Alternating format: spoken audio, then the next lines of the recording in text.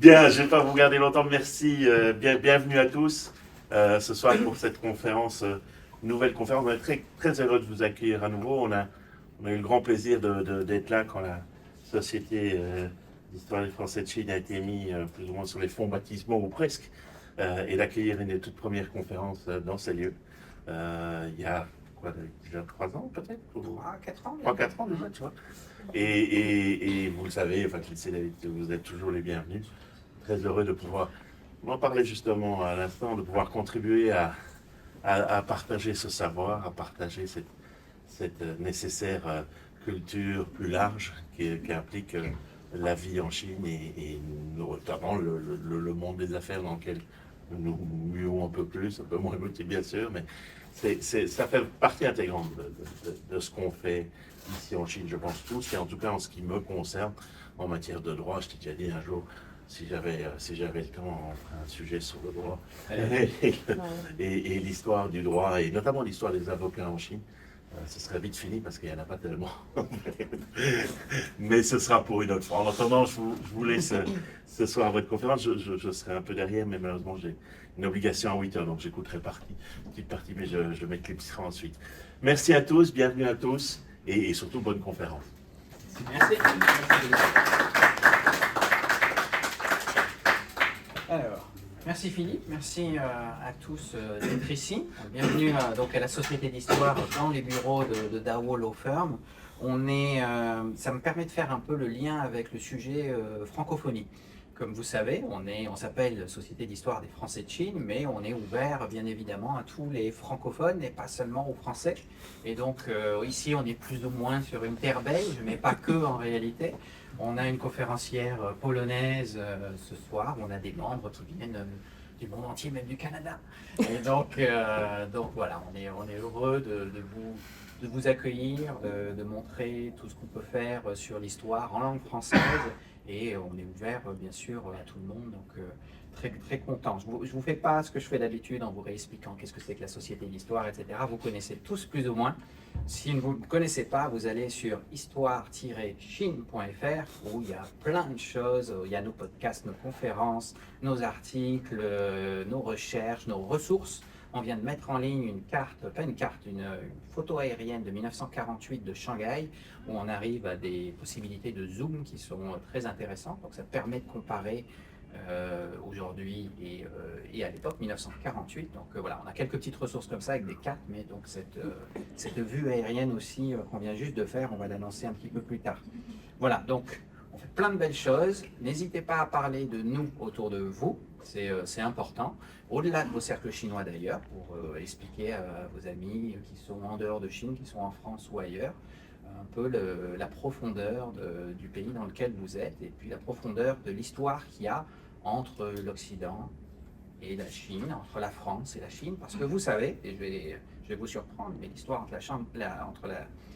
entre la France et la Chine ne date pas de seulement 60 ans. Hein, vous le savez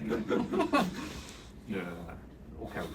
Et puis, dernière chose, vous savez qu'on est une association de bénévoles, donc on a toujours besoin de nouveaux bénévoles qui viennent nous aider pour organiser ces conférences, pour organiser tout ce qu'on fait. Donc toutes les bonnes volontés sont bienvenues, c'est important.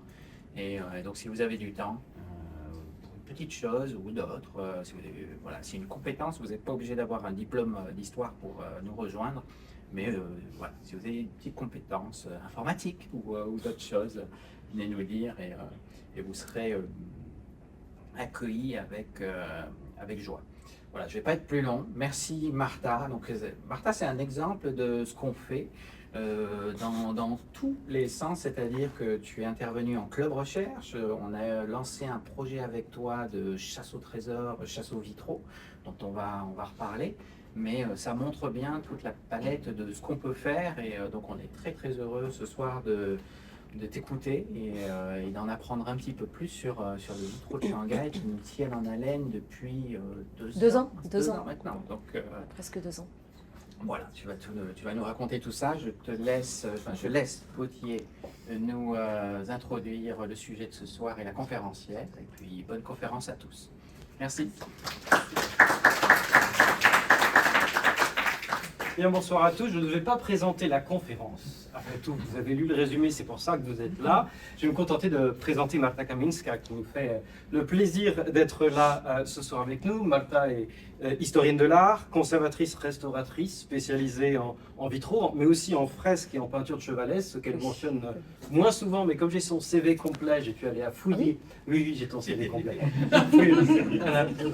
Elle est titulaire d'un doctorat délivré en mai 2016 à l'Académie des Beaux-Arts Jan Matejko de Cracovie pour une thèse portant sur les travaux de méthodologie de la recherche appliquée à une série de vitraux du XIVe siècle. 15e, d'accord. Travaux qui ont obtenu d'ailleurs une récompense décernée par le conservateur général des monuments historiques de Pologne et l'association des conservateurs de monuments de ton pays également. Tu as été chargé de cours dans l'académie où tu as obtenu ton doctorat, également à l'université Copernic de Torun. Et ensuite, à partir de 2019, à l'Université d'ingénierie de Shanghai, où tu as donné des cours de design, de composition tridimensionnelle, de design sur verre, évidemment, mais aussi d'histoire de l'art et du design. Depuis 2022, comme notre président le mentionnait il y a un instant, Marta nous fait plaisir de partager ses connaissances et ses compétences avec nous à travers une découverte d'un des pans les plus méconnus du patrimoine shanghaïen, qui est un patrimoine unique aussi à ce titre, d'ailleurs unique au monde.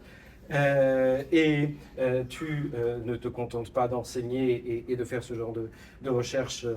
Tu es également restauratrice. Tu as restauré des vases à Beijing en 2021 et depuis 2021, tu es partenaire d'un studio de Suzhou où vous créez des vitraux neufs. C'est de l'art contemporain aussi. Donc, elle est aussi une artiste complète.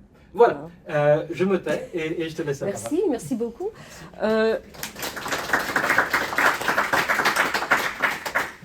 Est-ce que vous m'entendez bien? Tout va bien? D'accord. Alors, mesdames et messieurs, bonsoir. Tout d'abord, je tiens à remercier la Société d'Histoire des Français de Chine de m'avoir invité à donner cette conférence. C'est une opportunité excellente de partager les résultats de notre recherche sur les vitraux de Shanghai. D'accord. Donc, ce soir, je vais commencer... voilà. Donc, je vais d'abord donner quelques mots d'introduction sur le projet. Après, nous allons définir le vitrail. Nous allons parler des problèmes de conservation, en fait, des dangers et des dégâts aux vitraux anciens.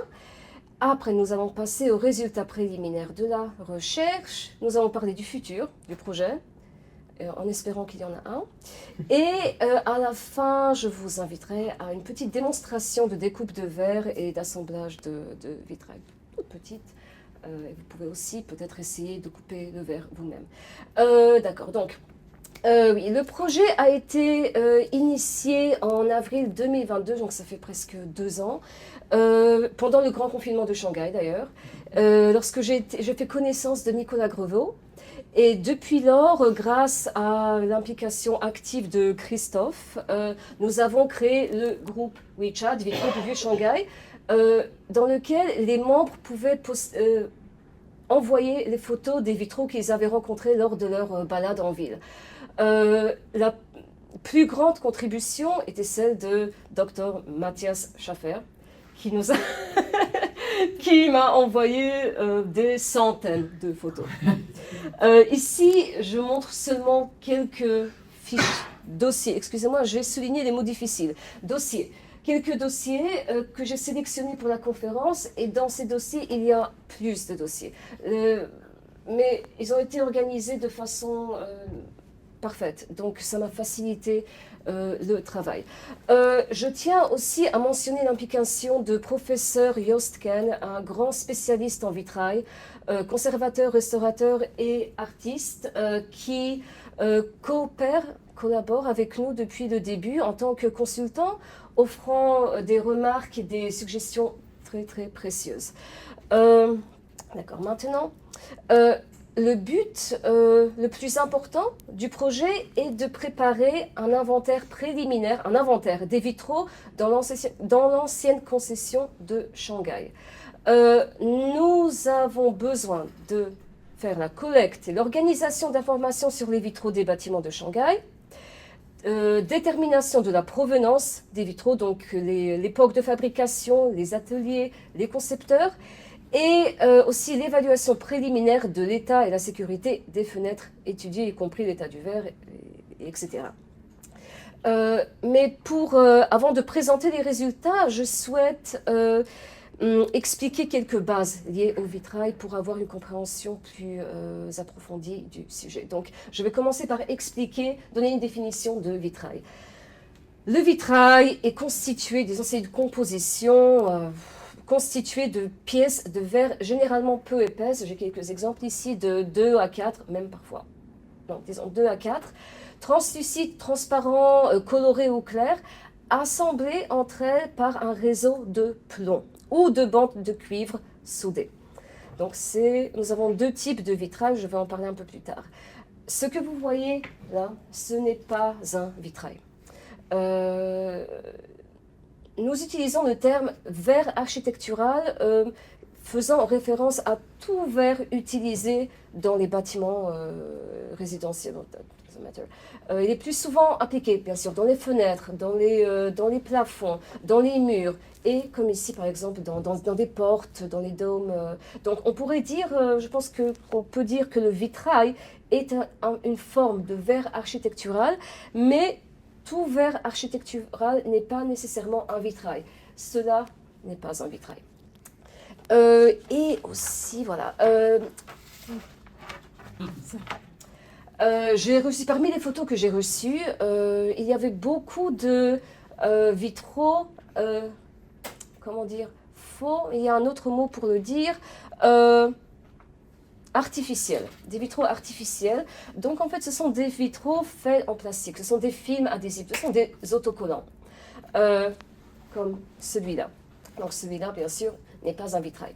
Alors comment faire un vitrail? Commençons par expliquer la création. Normalement, un vitrail est fait de 3 éléments principaux. Nous avons bien sûr le verre, nous avons la matrice ou le réseau de plomb, et s'il y en a, nous avons une ou plusieurs couches de peinture. D'abord, il y a la conception, on fait le dessin à taille réelle. Le dessin est copié pour créer les gabarits. Les gabarits sont découpés et le verre est découpé selon la forme des gabarits en utilisant des diamants ou des coupes-verres.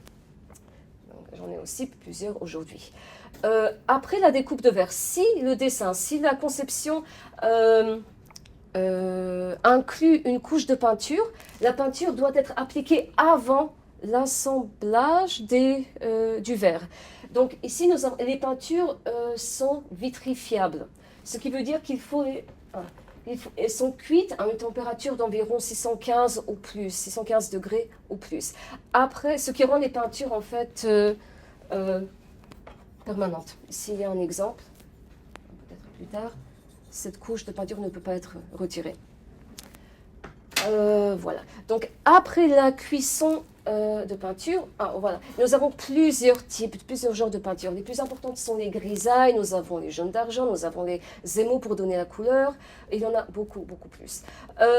Après la cuisson des verres et des peintures, les pièces sont assemblées ensemble à l'aide de baguettes de plomb, comme celle-là, qui sont soudées aux intersections. Je ne sais pas si c'est visible.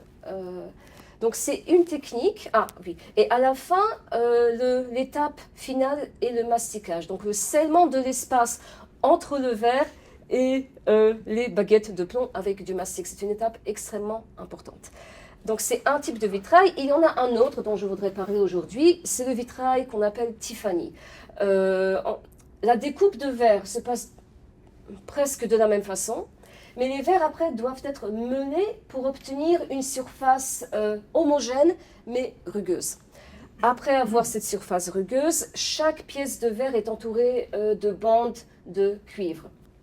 Les pièces sont assemblées ensemble, soudées les unes avec les autres avec de l'étain. Donc ça, c'est Tiffany. Nous appelons ce genre de vitrail Tiffany parce qu'il a été inventé par le fils de Charles Louis Tiffany, le fondateur de la fameuse entreprise de bijouterie. Donc par Louis Comfort Tiffany. Pas ici. D'accord. Ici, voilà, nous avons un exemple des lampes que je pense vous connaissez ou peut-être vous avez déjà vu. Et je voudrais aussi présenter deux types de verres qui sont utilisés depuis la fin du 19e siècle et qu'on a rencontrés dans beaucoup de vitraux trouvés à Shanghai. Donc nous avons le verre texturé, dit cathédrale. La surface est dite martelée, elle présente des creux et des bosses de manière homogène. Et il y a aussi le verre opalescent, et apparemment il s'appelle aussi marbré ou bariolé. Je ne savais pas. C'est un verre qui imite le marbre. En présentant des veines colorées sur un fond opaque ou transparent. Et ce qui est important, c'est que ce verre-là, le verre opalescent, a été inventé par Louis Comfort Tiffany et John Lafarge. D'accord. Donc, jusque-là, est-ce que tout est clair? Oui. Question. Excusez-moi, je n'ai pas suivi la différence entre les vitraux Tiffany et les Bien autres. sûr. D'accord. Pas de problème. Donc, pour le vitrail traditionnel, nous utilisons les baguettes de plomb. D'accord. Pour le vitrail Tiffany, il n'y a pas de baguette de plomb. On entoure les verres avec de la bande de cuivre. Ok. Et cette bande de cuivre nous permet d'attacher l'étain. D'accord. Je vais montrer quelques exemples. Donc, mais le L'étain. verre reste. Le verre, Pas de différence. il n'y a pas de différence. D'accord. Pas Ok. du tout. Seulement les gabarits sont un peu différents. Oui, deux types de verres. D'accord. Donc, en tant que conservateur, il est important pour moi d'évaluer l'état des vitraux étudiés. Donc, je voudrais... quels sont les principaux dangers pour les vitraux? La façon la plus simple de décrire, disons qu'il y en a trois. Le vandalisme, dont on ne va pas parler, cela me semble évident. La négligence et... le plus important, conditions environnementales inappropriées, conditions externes. Qu'est-ce que ça veut dire? Le verre est un matériau caractérisé par de très bonnes qualités physiques et chimiques. Il est utilisé partout comme barrière contre les facteurs externes, tout en permettant à la lumière de rentrer dans le bâtiment. Et la qualité du verre dépend de sa composition chimique. Je pense que cela peut être une surprise, que le pire ennemi du verre est l'eau. L'eau sous la forme de pluie, condensation, humidité, en combinaison avec les gaz de l'atmosphère, les polluants, les sels, peut altérer la structure chimique du verre. Et en conséquence, le verre perd la qualité la plus importante, la transparence. Ici, nous voyons des exemples de verres médiévaux. Le verre médiéval, sa composition chimique était différente. Les verres contemporains sont beaucoup plus résistants. Mais tout ce qui se passe dans le verre, les altérations, le début des altérations se passe à un niveau microscopique. On ne voit pas. Ça va prendre des dizaines d'années, voire des centaines, pour que les changements, les altérations changent en quelque chose qu'on peut voir à l'œil nu. Ce qui est plus important pour nous maintenant, parce que j'ai déjà vu des exemples présentant ce problème, est la dégradation de la couche de peinture. Donc, je ne l'ai pas dit avant, mais cette peinture-là, c'est une peinture vitrifiable qui est faite en majorité de verre avec beaucoup de plomb. Et la qualité de la peinture, des peintures de grisaille, de toutes les peintures vitrifiables, dépend largement sur la composition chimique. Et aussi de la cuisson. Donc, des composants incorrects ou une mauvaise cuisson vont accélérer les processus, la détérioration de la peinture. Un problème qui est largement rencontré en Europe dans les verres, sur les vitraux du 19e et 20e siècle. Quand on le voit ici, nous voyons des chutes, par exemple, là, ici, nous voyons des manques des chutes de peinture, enfin des problèmes d'adhésion de peinture. Ici, voilà, ici, et il y en a beaucoup là. tout ça, ce sont des problèmes liés aux composants qui ne sont mauvaise composition de peinture. Et nous avons vu ces problèmes sur les vitraux shanghaïens aussi. Et le dernier problème est lié à la matrice de plomb. Donc, le plomb doit supporter le poids du verre. C'est le plus important, voilà. Et une fenêtre, un vitrail devrait être renforcé par des barres, des vergettes, mais après un certain temps, ce qui dépend de la qualité du plomb, de la façon d'assembler, le plomb perd sa qualité de support. C'est alors que nous observons une déformation de la surface du panneau, en fait. Et s'il est négligé, elle entraîne la casse du verre et des chutes de verre. D'accord. Donc, est-ce que tout est clair? D'accord. Maintenant, les bases étant expliquées, passons aux résultats de nos recherches. Comme je l'ai dit, j'ai reçu des centaines de photos et j'ai dû regarder les photos plusieurs fois pour trouver une façon, une idée, pour savoir comment aborder les sujets. J'ai dû trouver un moyen d'organiser l'information d'abord. Donc, j'ai fait une sélection rapide. J'ai mis de côté les vitraux qui ne sont des vitraux, les faux vitraux, les autocollants, les vitraux contemporains, enfin la majorité des vitraux contemporains, j'en ai gardé beaucoup de toute façon, et aussi les verres architecturaux qui ne sont pas des vitraux comme ceux que j'ai montrés au début.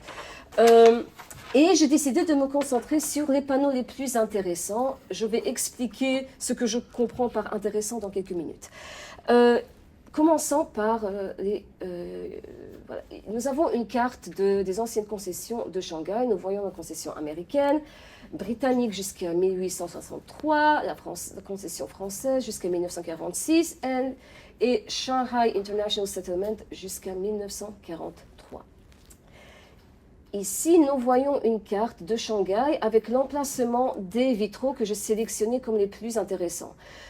Une étoile veut dire normalement un bâtiment ou plusieurs bâtiments le long de la rue.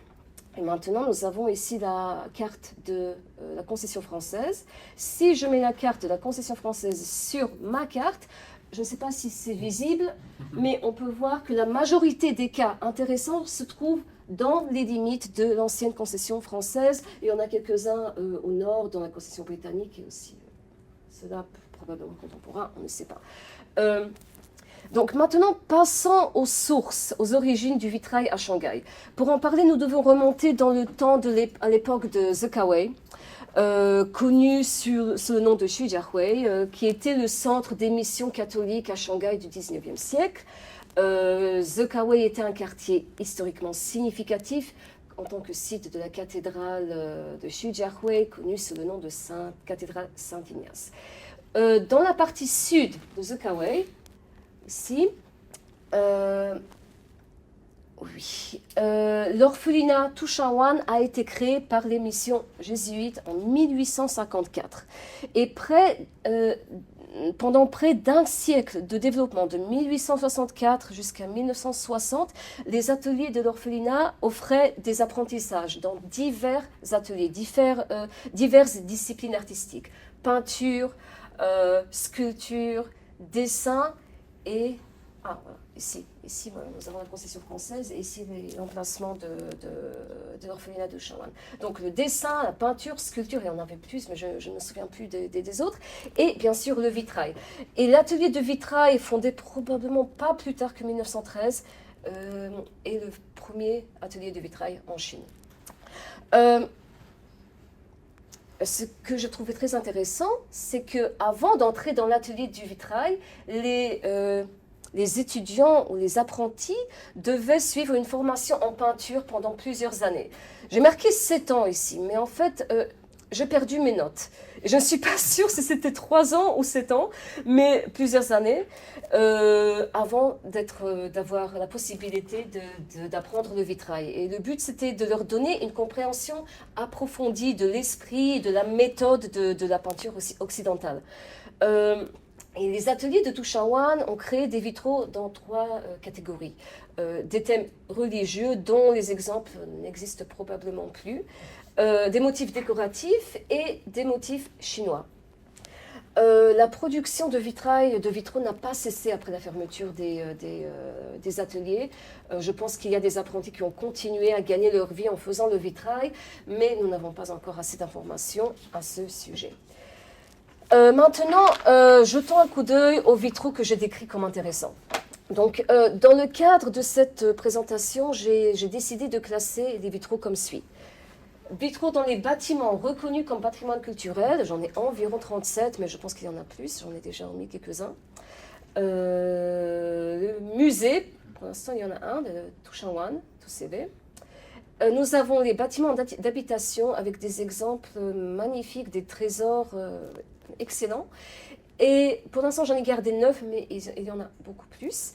Les hôtels qui ne font pas partie du patrimoine culturel, j'en ai 5, je pense, et autres. La catégorie autres, ici, il s'agit en particulier de magasins d'antiquités. C'est aussi très intéressant. Donc, je voudrais commencer par mon cas préféré. Ce sont les vitraux de l'ancien bâtiment de China Mutual Life Insurance Company sur Guangdong Road. Ce sont des vitraux qui représentent 3 personnifications de vertu. Nous avons prudence. Ce n'est pas vraiment clair en fait. Voilà. Ici nous avons sur le premier, il n'y a pas d'accès au bâtiment, donc je n'ai pas des photos, j'ai seulement les photos de l'extérieur. Le premier vitrail, le plus magnifique je pense, représente Prudentia. Donc nous avons ici la signature, le nom, la signature, le nom. Cartouche, oui, merci. Cartouche écrit en latin. Ici nous avons, non, quelque chose ne marche pas. Voilà. Truth en anglais et en envers en plus. Je ne sais pas si vous voyez. Et celui-là, c'est pas sûr, vérité, sagesse. C'est pas sûr. Mais en fait, le problème, je pense que l'idée initiale était de présenter les cartes vertus cardinales. Je ne suis pas sûre. La tempérance, fortitude, prudence et justice. Nous avons prudence et justice. Mais il y a un problème. Parce qu'en fait, justice est là. Ce n'est pas prudence. Nous avons la signature, la cartouche Prudentia, mais en fait, c'est la représentation de justice avec l'épée et le sablier. Ici, sur celui-là, nous avons prudence. Ce n'est pas truth, c'est prudence que nous pouvons reconnaître par le miroir. Et il y a un... Ça ne marche pas, je crois. Je vais essayer de vous montrer. Il y a un petit serpent ici. Il y a un serpent, vous devez me croire. Donc, ce sont des attributs de prudence.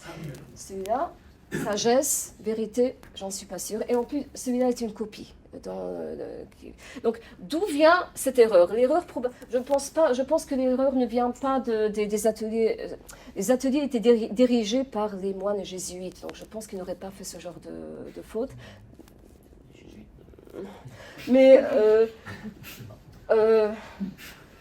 donc, cette erreur, et les deux en fait, et aussi le truth à l'envers, probablement c'est une erreur qui a eu lieu pendant l'installation des vitraux dans les fenêtres. C'est probablement, les moines ne participaient pas à cette étape, donc il y a eu un problème ici. Pourquoi truth est en anglais, pourquoi prudentia est en latin, je ne sais pas. Et voilà, donc c'est un cas très très intéressant. Mais aussi, ces vitraux, c'est mon cas préféré parce qu'ils montrent de très hautes compétences techniques, artistiques. Nous voyons beaucoup de différents types de peinture, une très bonne maîtrise de peinture. Malheureusement, ces vitraux sont en très mauvais état et nous voyons des cases de verre, des chutes de verre et des accumulations de poussière. Je pense qu'on peut tout voir, voilà, ici, sur celui-là. Des accumulations de poussière, des cases de verre, et aussi des problèmes liés à la peinture, à la couche de peinture. Et là, s'il n'y a pas d'accès au bâtiment, donc je ne sais pas si Shanghai, s'il y a un plan pour s'occuper du bâtiment, mais sinon, ces panneaux-là devraient aller au musée pour... sinon, J'ai bien peur qu'ils vont disparaître dans quelques dizaines d'années. D'accord. Un autre exemple de très bonne maîtrise de peinture et de mauvais état est celui-là. Ce sont des vitraux dans le Spanish Style Garden Residence, rue Massenet, Sinano, de 1920. Il y a deux ou 3 ans, j'ai été invitée à rédiger, à préparer un devis. Pour des travaux de conservation, j'ai donné un prix et depuis lors, je n'en ai pas entendu parler. Donc je ne sais pas si les travaux ont été exécutés ou non, mais il y avait dedans, il y avait des vitraux vraiment magnifiques. Les photos ne sont pas très bonnes parce que les pièces étaient encombrées, je n'avais pas la possibilité de prendre de bonnes photos, mais je voyais que la couche de peinture était très bien appliquée, avec une très bonne connaissance et une très grande finesse. Et on voit aussi des réparations déjà. Par exemple ici, bon, d'accord. Ah oui, voilà, je peux utiliser là. Ici, nous voyons par exemple ce morceau a déjà été réparé. Donc les vitraux, après avoir été installés, ont déjà été réparés une ou deux fois. D'accord. Il y a un exemple remarquable qui ne peut pas être omis, c'est l'armoire vitrée sculptée créée vers 1912, exposée au musée Tushangwan. Elle représente au milieu, nous voyons le dragon, typiquement aussi chinois, et dans les portes, nous avons des scènes, des figures historiques, des scènes de littérature populaire et d'opéra folklorique. Il s'agit d'un exemple rare de coexistence de deux cultures dans le vitrail. C'est un exemple absolument magnifique. Et ce qui est très intéressant, aussi la technique de la peinture, de la couche de peinture. Nous voyons la grisaille, une très bonne maîtrise de grisaille, mais il y a par exemple cette couleur-là, je ne sais pas si ce sont des émaux ou non, elle a l'air d'être plutôt, c'est peut-être de la peinture appliquée à froid. J'aimerais bien vérifier, mais pour vérifier, il faudrait gratter, donc je préfère ne pas le faire. Et voilà, et cet exemple est aussi remarquable, ce sont des vitraux dans le Science Hall qui représentent un cerisier, peut-être. Le vitrail est énorme, il est très décoratif et pourtant il est très léger. Et la peinture aussi, la couche de peinture est exécutée avec beaucoup de délicatesse, beaucoup de finesse. Un peu comme celui-là. Celui-là est un de mes exemples préférés. Il y a seulement 2 fragments restants, je ne sais pas, peut-être il y avait aussi probablement il y avait aussi des vitraux dans la partie, en dessous de ce que nous pouvons voir. Donc ici, nous voyons peut-être des châtaigniers. Et la qualité de la peinture, la façon de peindre, la finesse, la légèreté est impressionnante. Donc, c'est l'un des exemples les plus, des exemples préférés.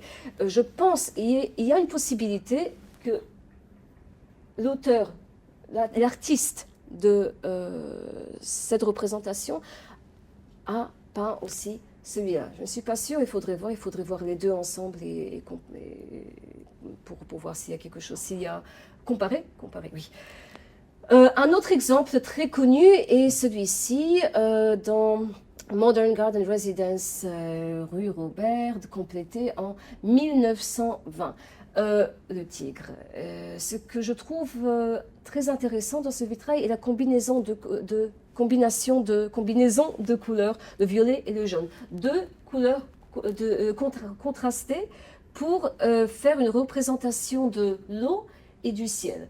Et normalement, oui, ce ne sont pas des couleurs utilisées pour représenter l'eau ou le ciel. Et en plus, ce sont des 2 couleurs contrastées, donc c'est un cas assez intéressant du côté esthétique. Mais aussi, nous voyons qu'il y a un mouvement sur la surface de l'eau grâce à la façon de découper les verres. Le tigre est en train de boire, il y a un mouvement de l'eau. C'est un cas très intéressant. Mais l'information la plus précieuse pour nous est la signature. Nous voyons une signature des ateliers Toussébé et la date 1949. Donc maintenant, en cherchant les vitraux de Shanghai, nous devons aussi chercher cette signature. Donc parmi les vitraux qui ne sont pas peints, situés dans les bâtiments patrimoniaux, citons les suivants. Sur ceci, l'ancien club juif, nous pouvons voir beaucoup de verres structurés dont j'ai parlé avant. Il n'y a pas de couche de peinture, on voit beaucoup de verres structurés. Ici aussi, quoique celui-là a l'air plutôt contemporain. Le problème avec ces vitraux, c'est que ici nous avons un exemple de verre Tiffany. Celui-là, c'est un verre Tiffany, et celui-là est un verre traditionnel en plomb. Comment on peut voir les différences? Est-ce que je peux bouger avec ça? Donc ici, nous voyons que les lignes noires, ce sont les baguettes de plomb. L'épaisseur est assez homogène. Mais dans ce cas, les lignes sont plutôt fines et l'épaisseur n'est pas, elles ne sont pas de même épaisseur le long de la ligne. Ouais, donc c'est comme ça qu'on peut aussi... enfin, si on voit en réalité, il est très facile de voir les différences entre vitrail en plomb et vitrail Tiffany. Et je disais que le problème, en fait, avec la plupart des vitraux, c'est qu'il y en a beaucoup qui ont l'air d'être contemporains. Même si on les trouve dans les bâtiments du patrimoine culturel, le fait que les bâtiments soient accomplis, disons, dans les années 10, les années 20, 30, ne veut pas dire que les vitraux viennent de la même époque, du même temps. Ils auraient pu être installés plus tard, même dans les années 90 ou même plus tard. Oui. Bon, il va falloir confirmer, et beaucoup d'entre ces vitraux, beaucoup de vitraux seront retirés de notre liste de recherche. Avec le verre, ici nous voyons par exemple le verre marbré, le verre opalescent, sur celui-là. Presque seulement du verre opalescent. Je n'ai aucun exemple avec moi, hélas. Je disais que, avec le verre, en fait, avec le verre coloré, il est très facile de créer des vitraux de mauvaise qualité esthétique. Surtout si les couleurs ne sont pas bien assorties ou l'exécution de la représentation de la peinture n'est pas de très bonne qualité. Mais les vitraux que nous avons trouvés sont plutôt de bon goût. Ils sont tous destinés à être décoratifs, mais pas encombrants. Le but principal est toujours de laisser entrer la lumière dans le bâtiment. Ici, nous avons un exemple de vitrail aussi dans un très mauvais état. Je ne sais pas si vous pouvez le voir, mais au milieu, surtout sur cette photo, nous voyons une déformation du réseau de plomb. Et ici, sur cette photo, nous voyons qu'au milieu de cette déformation, il y a des casses de verre. Donc, voilà, ce vitrail est déjà en danger de tomber, en fait. D'accord. Et voilà, ici aussi, nous voyons des problèmes des casses de verre, des chutes de verre. C'est un grand dommage parce que ces vitraux sont des vitraux vraiment de très très bonne qualité. Et je ne sais pas quelle est la loi à Shanghai concernant la préservation de la zone ancienne de Shanghai, mais j'ai bien peur que la majorité des bâtiments, surtout des bâtiments d'habitation, sont laissés à dégrader jusqu'à ce qu'il n'y ait plus aucune option que de les démolir et de construire quelque chose de neuf. Mais bon, voilà, j'adore cette photo. Cette photo est absolument magnifique. Nous voyons des escaliers avec cette ligne faisant référence à Art Nouveau. Et les vitraux aussi. Les vitraux, en fait, ont l'air contemporain. Il faudrait vérifier. Ici, nous avons un autre exemple de vitraux avec du verre structuré. Et là, voilà, justement, je parlais des vitraux artificiels. Et ce matin, en vérifiant ma présentation, j'ai remarqué 2 taches blanches sur celui-là, ce qui veut dire que celui-là, probablement, est un autocollant. Donc ce vitrail-là est probablement un vitrail artificiel. Il y en a beaucoup. Voilà, de nouveau, des vitraux avec du verre structuré. Ce plafond est absolument magnifique, mais je pense il se trouve dans la forme... Former China and South Sea Bank Building, qui a été construit dans les années, en 1917-21, mais je pense que le plafond a été ajouté en 1997. Il me semble aussi qu'il est un peu trop contemporain pour les années 20 du XXe siècle, mais je ne suis pas sûre. Donc, comme j'ai dit, la majorité de ces vitraux sont décoratifs, mais toujours assez clairs pour laisser entrer la lumière. Cet exemple est très précieux pour moi parce que je parlais de Mehofer avant, d'un artiste polonais qui faisait des vitraux ensemble avec Wyspiański. Donc, il faisait des vitraux ressemblant beaucoup à cela. Je ne sais pas s'ils sont contemporains ou non, mais la façon, la conception et les couleurs sont très similaires aux vitraux d'un des artistes polonais les plus connus de la belle époque. Et celui-là, ici, nous avons un très bel exemple de technique Tiffany et aussi de l'application du verre marbré opalescent. Celui-là, en fait, est un petit bijou sur Wukang Road 105. D'accord, maintenant passons aux vitraux décoratifs trouvés dans les hôtels et d'autres bâtiments publics. Ce sont en majorité des plafonds.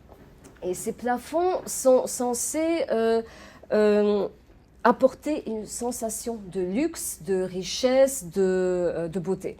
Et l'un des exemples, celui-là c'est un exemple du Yangtze Hotel, absolument magnifique, mais l'un des exemples les plus marquants est celui-là, le vitrail, le plafond dans le Okura Garden Hotel, donc la résidence ancienne du cercle sportif français. Et celui-ci est clairement inspiré par Art déco. Et la forme, les couleurs et ici, l'addition, je ne sais pas comment appeler cet élément en français, donne un caractère 3D. C'est un exemple absolument magnifique. Et ici, je ne sais pas de quand date le sol, mais nous voyons que les couleurs du sol et du vitrail sont cohérentes. Donc, je pense que à l'époque du cercle sportif, cela devait être une image absolument magnifique. D'accord. Celui-là est peut-être contemporain, mais personnellement, je trouve que ce plafond-là est un peu trop lourd. Il raccourcit, non, il rend la pièce beaucoup plus, comment dire, basse, oui, qu'elle est en réalité. Donc je ne suis pas une grande fan de celui-là, mais je voulais le mentionner. Celui-là en Peace Hotel est magnifique. Il a l'air contemporain, mais il faudrait vérifier. Et Crowne Plaza, merveilleux exemple. D'accord.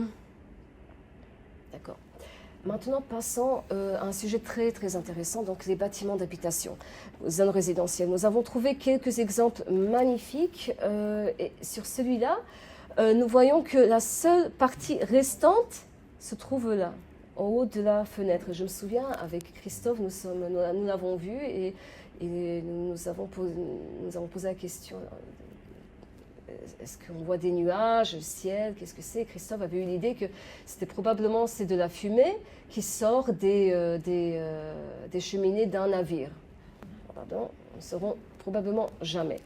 Et hélas, la majorité des vitraux dans les zones d'habitation ne sont pas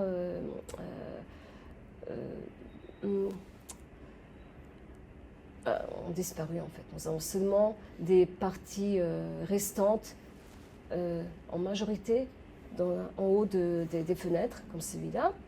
Et celui-ci,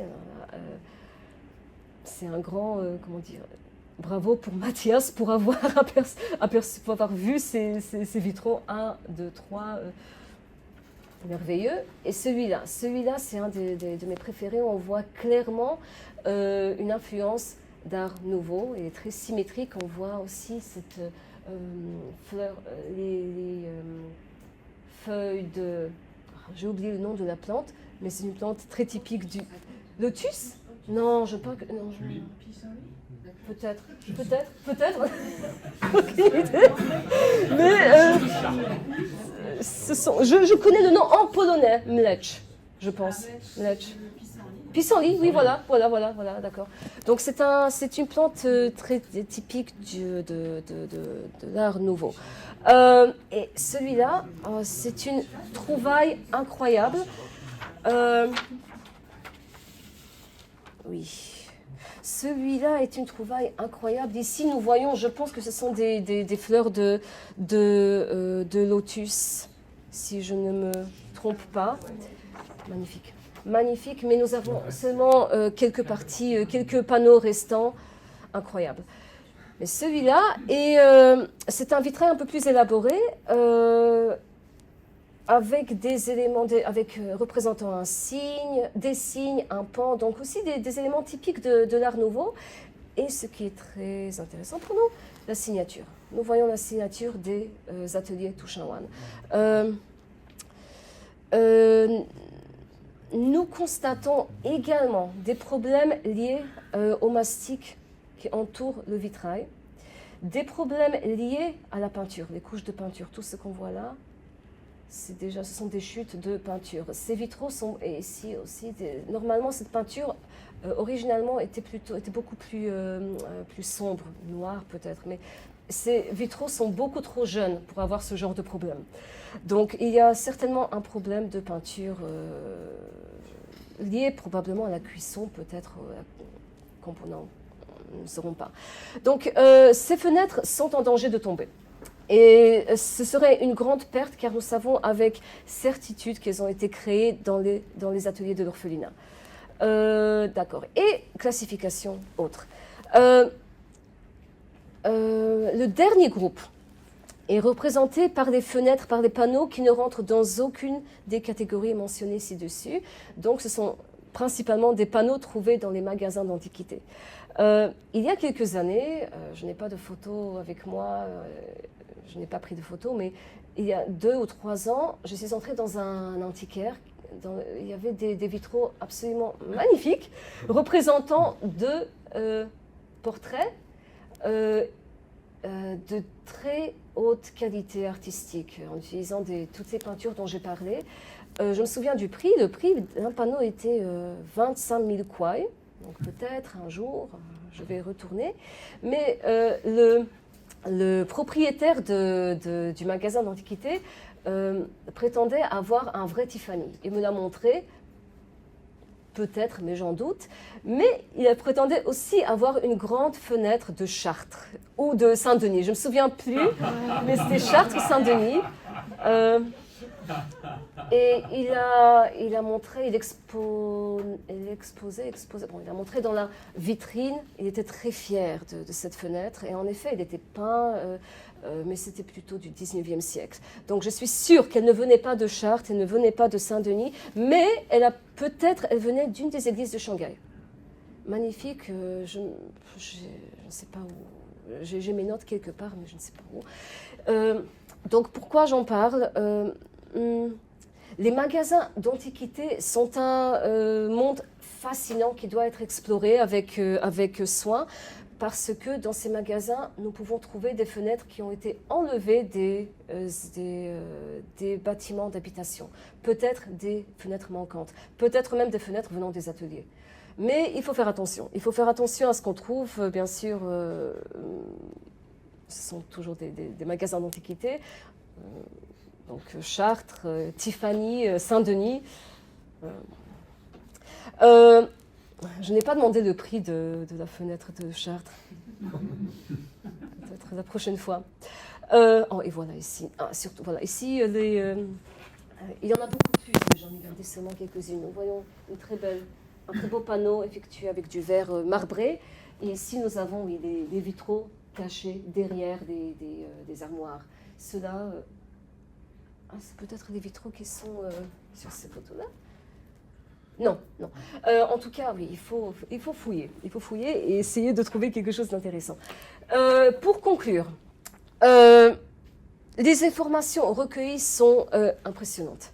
Il y a beaucoup de travail maintenant. Nous devons fouiller les archives des jésuites et Christophe a déjà fouillé les archives en France et n'a pas trouvé grand-chose pour l'instant.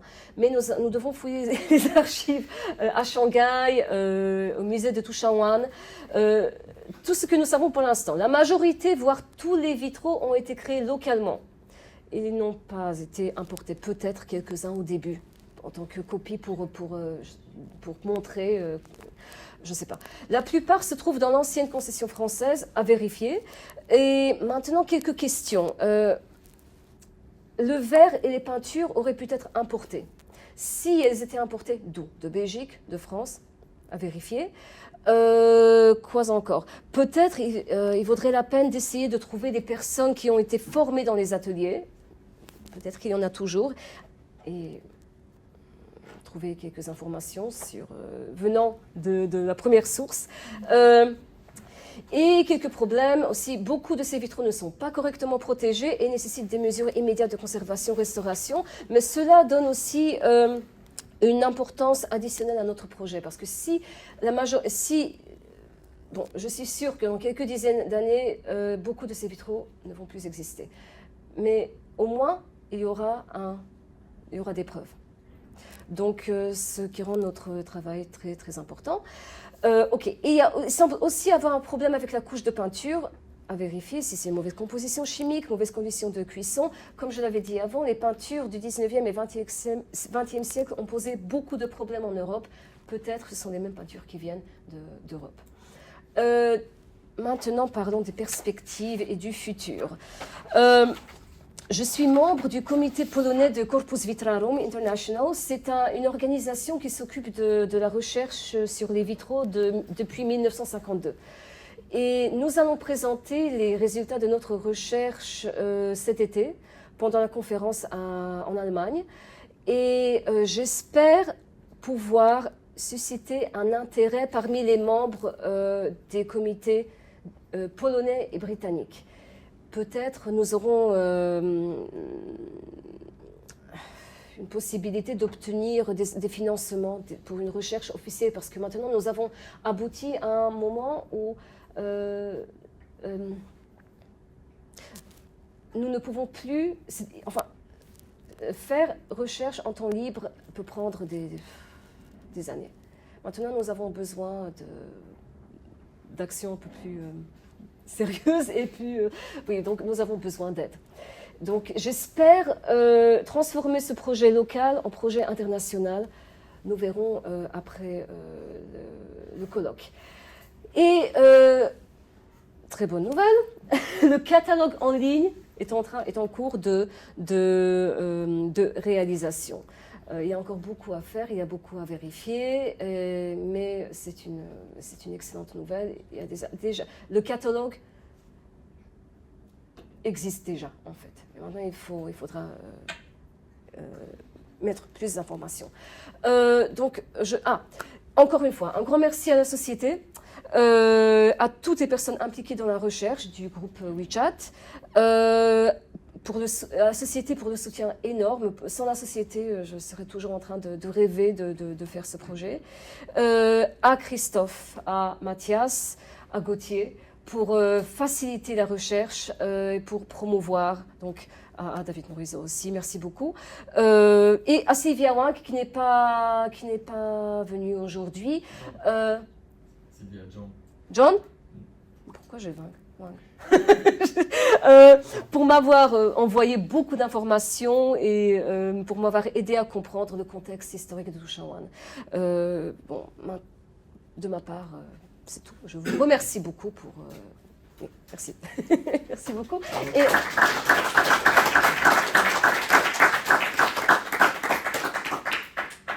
Alors, merci à toi, Martha. Je vais faire quelques annonces. Et puis ensuite, Martha va en réalité reprendre la parole. Mais d'abord, un petit peu de réclame, évidemment, pour la société et pour toutes les activités que nous avons. Alors, je vais me rapprocher du pupitre, parce que comme ça, je pourrais appuyer sur le bouton. Notre dernier podcast, Marc Ribou, 40 ans de photographie en Chine, est en ligne depuis 2 semaines. Si vous ne l'avez pas écouté, prenez 20 minutes pour aller l'écouter. Ce que fait Michel depuis... l'autre bout du continent eurasiatique est toujours très rafraîchissant. très intéressant. Elle rencontre, avec notamment aussi l'aide de notre président, des personnalités variées, avec des parcours et des connaissances très riches. Et souvent, on s'attaque aussi dans la société, ce qui est bien, c'est un petit peu à des angles morts ou à des points aveugles de l'histoire, des choses qui ne sont pas forcément traitées à la mesure de leur intérêt. C'est ce qui se passe d'ailleurs ce soir même avec les vitraux. Le prochain épisode de notre série Balado diffusée, pour éviter d'utiliser podcast à chaque fois, sera le suivant. Olivier Berlet, le Fonds chinois de la Bibliothèque municipale de Lyon.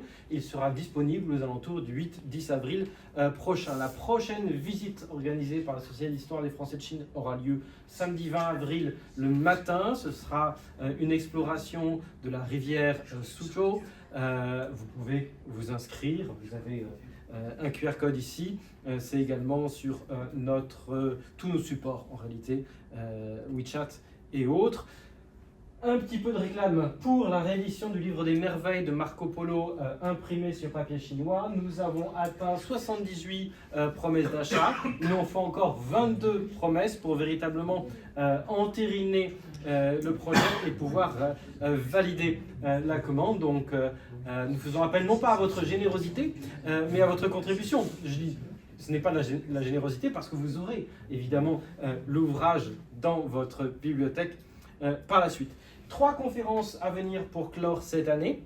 Lundi 15 avril 2024, Shi Yicha, qui est maîtresse de conférence à l'université Jiao Tong, interviendra sur Judith Gauthier, qui est la première femme sinologue au monde, fille de son père, Théophile, bien sûr, et une personnalité très intéressante à bien des égards. C'est la fameuse école de sinologie littéraire française qu'elle représente, même si elle a la particularité de n'avoir jamais été universitaire. Ça a été aussi la première femme membre de l'Académie Goncourt. Jeudi 16 mai 2024, Roland Scheif, chercheur belge, donc petit hommage aux locaux qui nous accueillent ce soir aussi, chercheur belge de l'Université catholique de Louvain, actuellement professeur associé à l'Université des langues étrangères de Pékin, musicologue, qui interviendra sur Louis Laloy, figure française assez méconnue de la musicologie et de la sinologie, et le premier à avoir écrit des ouvrages de sinologie musicale ou de musicologie sinologique, comme vous le voulez. Le lundi 3 juin 2024, nous terminerons ce cycle annuel de conférences avec mon collègue de Fudan, Yang Zhen, qui nous parlera d'un personnage assez étonnant, mort en 1981, un quasi-contemporain, Xu Zhongnie, qui est l'un des plus grands traducteurs et diffuseurs de la culture française, aussi bien avant la République, l'avènement de la République populaire qu'après.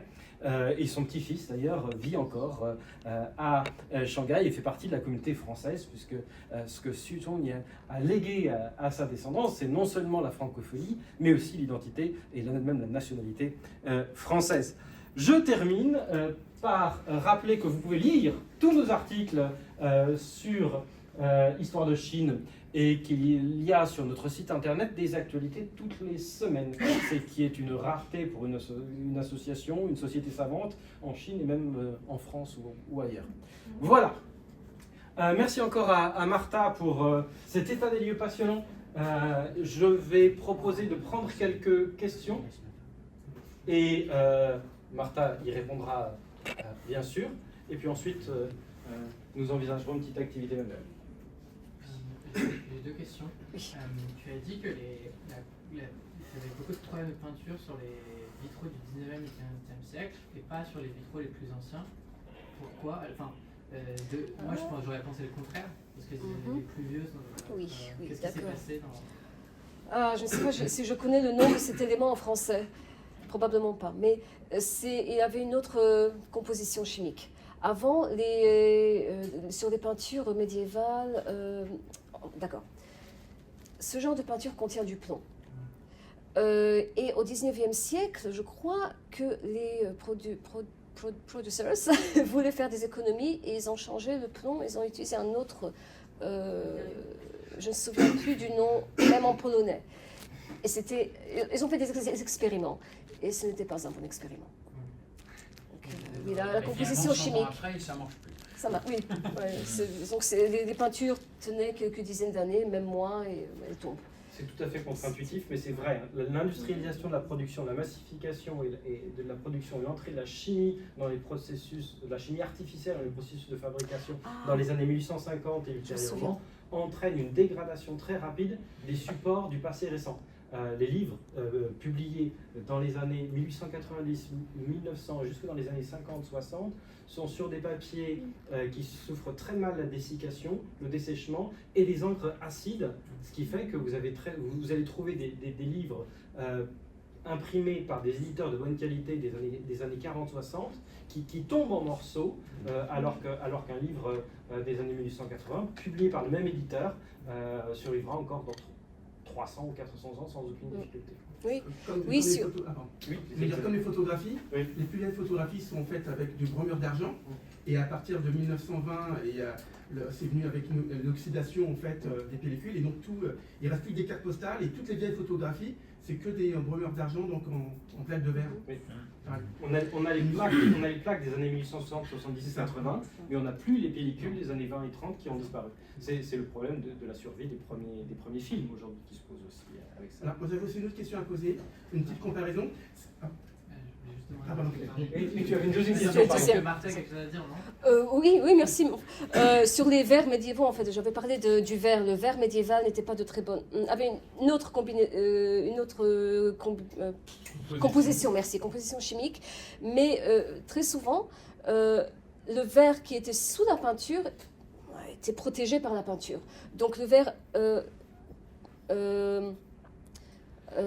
par exemple, ici, si je montre cette partie-là, cette partie du verre était détériorée, mais le verre sous la couche de peinture était en très bon état.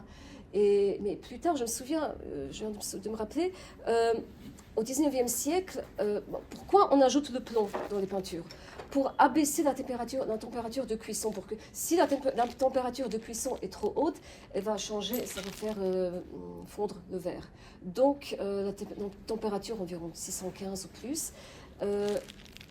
Ils ont essayé d'abaisser la température en utilisant un autre composant chimique. Et voilà. Ils voulaient faire des économies. J'ai une question sur le colloque de cet été. Vous avez dit qu'il y aurait on pouvait obtenir le soutien des communautés polonais et anglo-saxons, mais pourquoi pas la France ou... Si, oui, la France. Oui, la France, enfin, c'est le but en fait. J'ai déjà envoyé quelques messages au comité français de Corpus Vitrarum. Ils sont intéressés par la recherche, mais ils veulent voir les résultats d'abord. Ils veulent voir ce qu'on a. La Chine, il y a un comité là-dessus? Non, mais c'est une bonne nouvelle pour nous. Donc, oui, c'est une bonne nouvelle pour peut-être. Ce serait une bonne opportunité de créer un comité chinois. Merci. Alors moi, c'est une question toute simple, c'est qu'il y a le verre de Venise. Et c'est quoi la différence entre le verre de Venise et le verre qu'on utilise? Parce que peut-être le verre de Venise, c'est teinturé dans la masse, parce que c'est un secret vraiment. Et donc, est-ce qu'il y a une différence de fabrication ou, Le verre de Venise, c'est plutôt en référence de verre décoratif, 3D. Le verre de Venise n'est pas utilisé dans le vitrail. couleurs, c'est ça? Il y a une autre méthode de fabrication, bien sûr, mais c'est surtout du verre décoratif pour des objets 3D. Ouais. Pas utilisé. Non, pas utilisé pour le vitrail. La différence de fabrication entre verre coloré et vitrail. Vous avez présenté vitrail, mais verre coloré, ça correspond à quoi? Verre architectural, Mais je pense. c'est Mais c'est pas- le même verre. c'est- Non, c'est le même verre. C'est le même verre, mais le vitrail, pour le vitrail, nous avons besoin de plomb ou de bandes de cuivre et d'étain. Donc ça, c'est un... Voilà. Et les pièces de verre sont coupées en petits morceaux, mais nous avons le plomb et l'étain, le massicage. Et oui, des verres colorés, voilà, j'ai beaucoup d'exemples ici. Ceux-là ne sont pas, c'est juste du verre, architectural, je pense. Peut-être il y a un autre nom, une autre façon de les décrire, mais oui, ce ne sont pas des vitraux classiques. Juste rapidement à ce sujet, je suis désolé de poser la question de cette manière-là, mais c'est quoi en anglais cette distinction entre verre architectural et vitraux? En anglais, stained glass and architectural glass. Mais architectural glass, Le stained glass, juste ce verre coloré. Oui, C'est pour ça non, que je non, non, pose la non, question. oui, oui, oui. Et- Ah, ouais, d'accord. Oui, voilà. Je suis pas... Non, non, Stained glass. c'est- Mais voilà, il y a stained glass, verre de couleur, mais stained glass panels, c'est un vitrail, c'est un vitrail. Stained glass windows, stained glass panels, c'est un vitrail. Stained glass, colored glass, oui, ça dépend du contexte. Mais normalement, nous savons... L'ambiguïté sémantique existe dans beaucoup de langues, hein, parce qu'en français on dit vitrail, mais vitrail est un mot médiéval. Le suffixe aille, c'est un suffixe qui désigne quelque chose qui est relatif à la vitre. Comme on a des foirailles, où se passe le champ de foire, le foirail, etc. etc. Le bercail pour le bétail à l'origine. Donc le terme en français n'est plus ambigu, mais il a été ambigu jusqu'au XVIIIe siècle. En réalité. Une vitre ou du vitrail, c'était la même chose. Mais les trucs avec par exemple les petites figurines qu'on peut pendre, Oui, c'est du vitrail. c'est du vitrail, d'accord? Oui, c'est du Tiffany. Donc c'est pas forcément un panneau. Non, non, non, pas forcément. Non. D'accord. Par exemple, si je vous permets, dans beaucoup de shokumen ou d'anciennes maisons chinoises, on peut voir plein de panneaux de véranda avec des verres découpés. Il n'y a pas de dessin en fait, c'est un dessin géométrique où les morceaux sont de différentes couleurs assemblés et ça fait un effet total. Alors que, de la façon dont je comprends, hein, moi je suis novice, mais que ce serait plus... dans les vitrails, c'est plus un dessin élaboré qui est assemblé ensemble. Ce ne sont pas des panneaux, normalement, on les voit dans les portes. Ce ne sont pas des panneaux séparés, par exemple. Je peux porter un vitrail, je peux le montrer, je peux le porter, mais je ne peux pas, pour montrer ce genre de... Non, ce n'était pas un bon exemple. Mais ici, nous voyons, ce sont des vitres dans les fenêtres, dans les encadrements de fenêtres. Donc ce ne sont pas des panneaux. Je ne sais pas si vitrage, peut-être, ça serait une bonne... Vitrage. On est toujours dans l'ambiguïté sémantique. Ils vont le savoir en Allemagne. Les corpus vitrale, oui. Moi j'ai une petite question. Je suis quand même assez curieux du fait que nos collègues, je ne sais pas, à Tongji ou ailleurs, n'aient pas vraiment fait avancer le sujet. Qu'est-ce que vous pouvez nous dire là-dessus un tout petit peu? Parce qu'il y a un cas classique dans la vieille ville avec la fameuse maison où les architectes danois ont fait beaucoup de recherches et au moment où il s'agissait de venir de l'extérieur pour mettre en œuvre des travaux de restauration, les gouvernements locaux ont dit ça n'a pas été appliqué. Je ne sais pas pourquoi. Et je suis curieux, dans le domaine des vitraux, il n'y a pas trop de recherche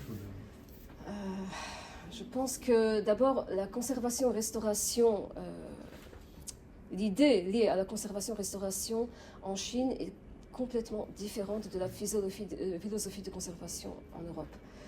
Et en fait, restauration est très chère. Et je pense que les gouvernements parfois préfèrent reconstruire quelque chose de neuf que de restaurer quelque chose qui va avoir besoin de conservation-restauration de temps en temps. C'est beaucoup plus cher. Et aussi, l'intérêt au vitrail, c'est un art occidental. Ce n'est pas un art chinois, donc ce n'est pas une priorité, je pense, en Chine. J'ai essayé d'aborder le sujet dans l'université dans laquelle je travaillais, mais ça n'a pas marché. Ça n'a rien à voir avec les douleurs religieuses. Parce que moi, j'ai visité beaucoup d'endroits en fait, à Pékin où en fait, il n'y a pas d'église, en fait, c'est vraiment dans des immeubles. Où, et voilà. Et donc, ils se marient dans les immeubles, etc. Ils font justement des stickers, là, pour le coup, ils utilisent des stickers sur les carreaux. Donc, c'est assez kitsch, mais il y a vraiment une émotion, pour le coup, dans le côté sacré. Et pour le coup, mon opinion, c'est qu'ils font comme ça. C'est pas interdit, mais c'est confiné quand même. Et donc je suppose que l'idéologie du vitrail vient comme c'est quelque chose de religieux qui a un aspect quand même. Oui, en fait c'est possible. Dans l'école dans laquelle je travaille, j'avais proposé de faire un vitrail. On m'a dit non, mais ce vitrail c'est church, église, peut-être c'est pas une bonne idée. J'ai fait de toute façon, il n'y avait pas de problème. Mais oui, c'est possible. C'est possible que ce soit... C'est accepté, mais que ça soit confiné, qu'on ne le voit pas, etc. Oui. C'est pas une bonne nouvelle pour nous. La bonne nouvelle, c'est que l'essentiel du patrimoine du vitrail, en fin de compte, même s'il a été produit par Toussaint, est un patrimoine laïque. Ouais. Et Ce qu'il en reste. ce qu'il en reste est essentiellement lié à un patrimoine laïque architectural.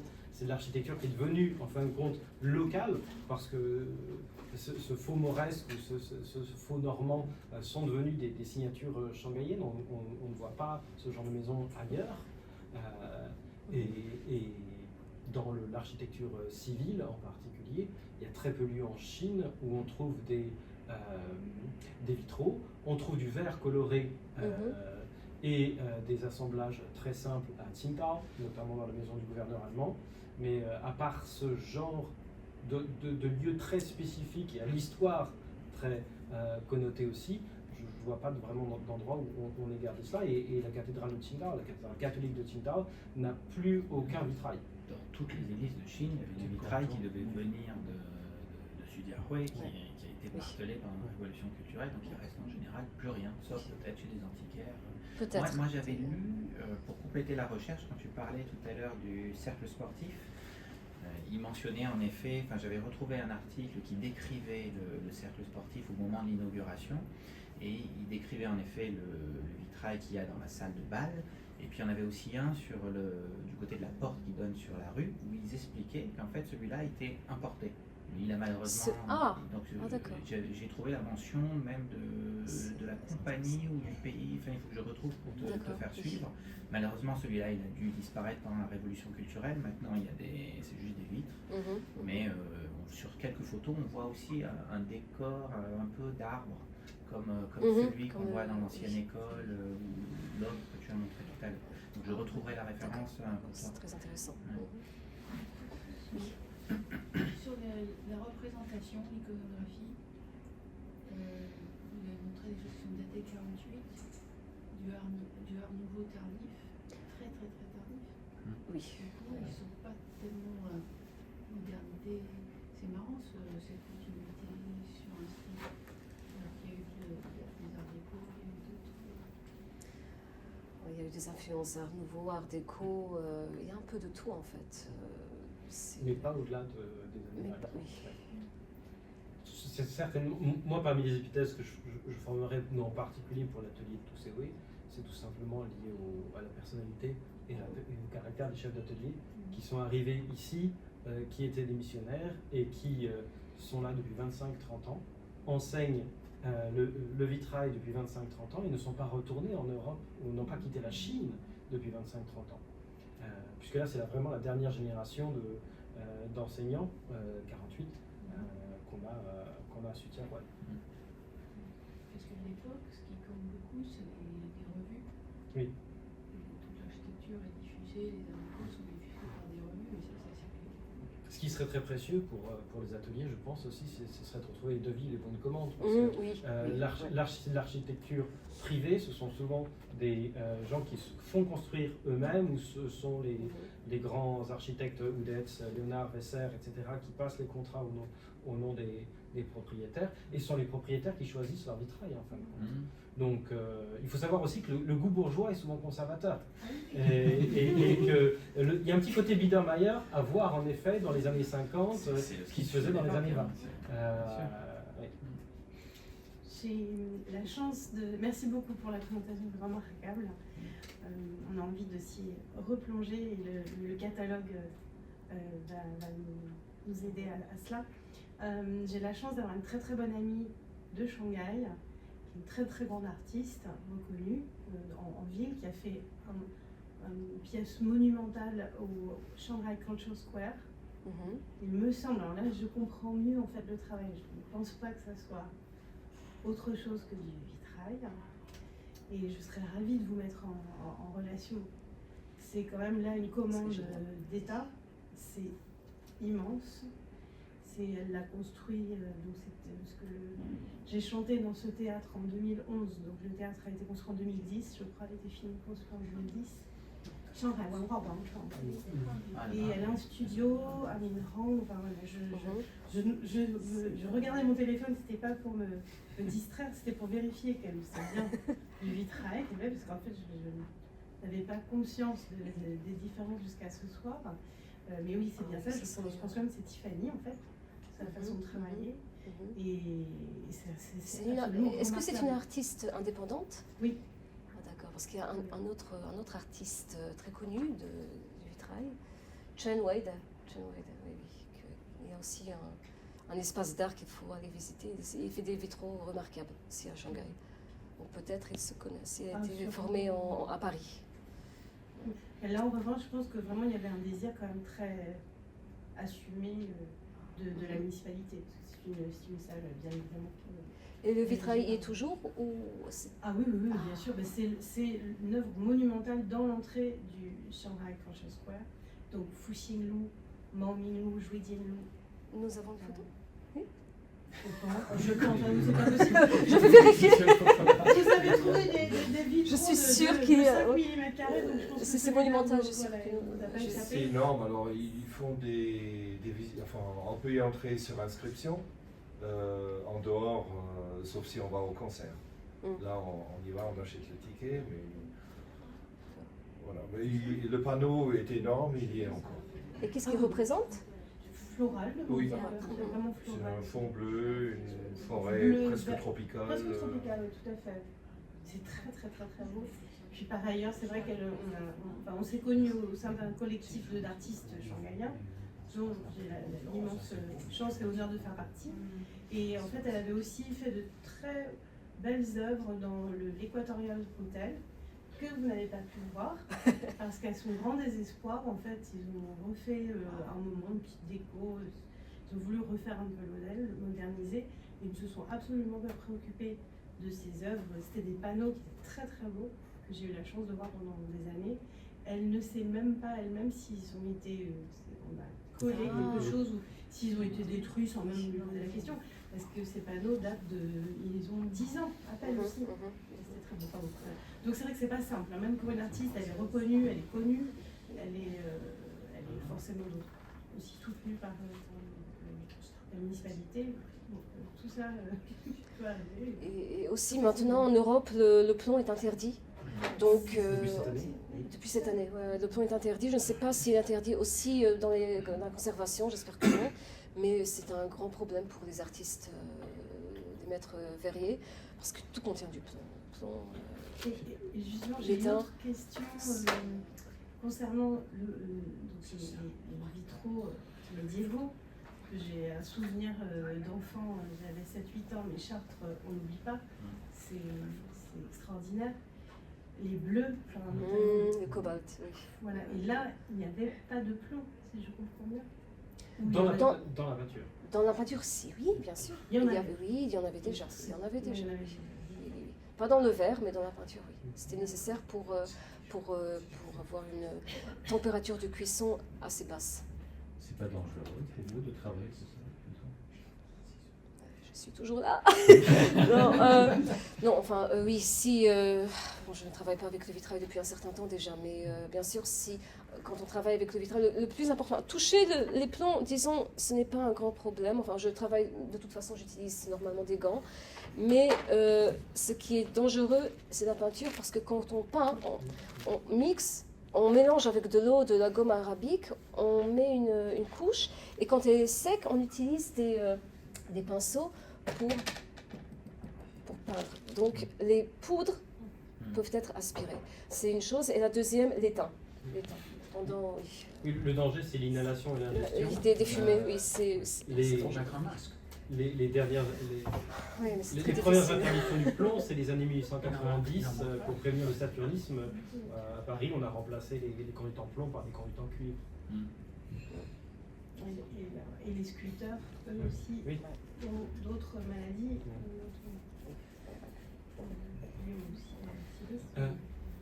Oui. Si quelqu'un voudrait essayer de couper du verre... Moi, je vais aller chercher d'autres formes de verre. Déboucher.